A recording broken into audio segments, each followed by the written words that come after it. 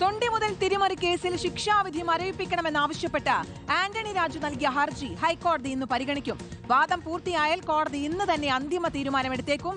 ഹൈക്കോടതി ഉന്നയിച്ച ചോദ്യങ്ങൾക്ക് പ്രോസിക്യൂഷൻ മറുപടി നൽകും.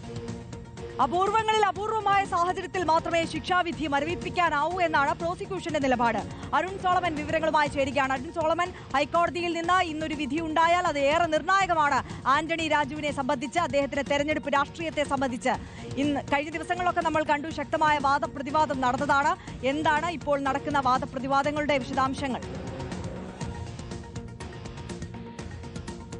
ആര്യ, കീർത്തന, നെടുമങ്ങാട് മജിസ്ട്രേറ്റ് കോടതി ആന്റണി ഈ കേസിൽ കുറ്റക്കാരനാണെന്ന് കണ്ടെത്തുകയും ശിക്ഷ വിധിക്കുകയും പിന്നീട് ആ ശിക്ഷ താൽക്കാലികമായിട്ട് മരവിച്ചു നിൽക്കുന്ന സാഹചര്യത്തിൽ പോലും ആന്റണി നിലവിലും കുറ്റക്കാരനാണെന്നുള്ളൊരു സാഹചര്യം ഉണ്ട് എന്നുള്ളത് കണക്കിലെടുത്തുകൊണ്ടാണ് ആന്റണി രാജു ഹൈക്കോടതിയിൽ അപ്പീൽ സമർപ്പിച്ചത്. നേരത്തെ തന്നെ ഹൈക്കോടതി ചില ചോദ്യങ്ങൾ പ്രോസിക്യൂഷനോട് ചോദിച്ചിരുന്നു. അതിൽ പ്രധാനപ്പെട്ട ഒന്നെന്ന് പറയുന്നത് ഈ ഹൈക്കോടതിയിൽ സ്വാഭാവികമായിട്ടും ഉന്നയിക്കുന്ന പ്രോസിക്യൂഷനോട് ചോദിച്ച പ്രധാനപ്പെട്ട ചോദ്യം ഈ കേസിൽ തന്നെ ആന്റണി രാജു എന്ത് കുറ്റമാണ് ചെയ്തതെന്നുള്ളതാണ് പ്രധാനമായിട്ടും പ്രോസിക്യൂഷനോട് ചോദിച്ചിരിക്കുന്നത്. കാരണം സ്വാഭാവികമായിട്ടും തൻ്റെ കക്ഷിക്കാരന് ഒരു ജൂനിയർ അഭിഭാഷകൻ ചെയ്യുന്ന ജോലി മാത്രമാണ് ആന്റണി രാജു ചെയ്തിരിക്കുന്നത്. അതിൽ എന്ത് കുറ്റകൃത്യമാണ് ചെയ്തത്, അതിനെന്തെങ്കിലും തെളിവുണ്ടോ എന്നുള്ളൊരു പ്രധാനപ്പെട്ട ചോദ്യം ഹൈക്കോടതി പ്രോസിക്യൂഷനോട് ചോദിച്ചിട്ടുണ്ട്. ഇവിടെ ഈ ഒന്നാം പ്രതിയായിട്ടുള്ള അയാളിൽ നിന്നും ഈ തൊണ്ടി മുതൽ കോടതിയുടെ അനുവാദമില്ലാതെയാണ് ആന്റണി രാജു വാങ്ങി എന്നുള്ള ഒരു പ്രധാനപ്പെട്ട ആരോപണം പ്രോസിക്യൂഷൻ മുന്നോട്ട് വെച്ചെങ്കിലും ഇതിൽ എന്തെങ്കിലും തിരിമറി, അതായത് ഈ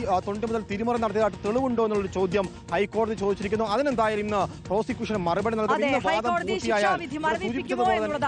എന്നുള്ളതിലാണ് ആകാംക്ഷ. അരുൺ സോളമനാണ് വിശദാംശങ്ങൾ നൽകിയത്.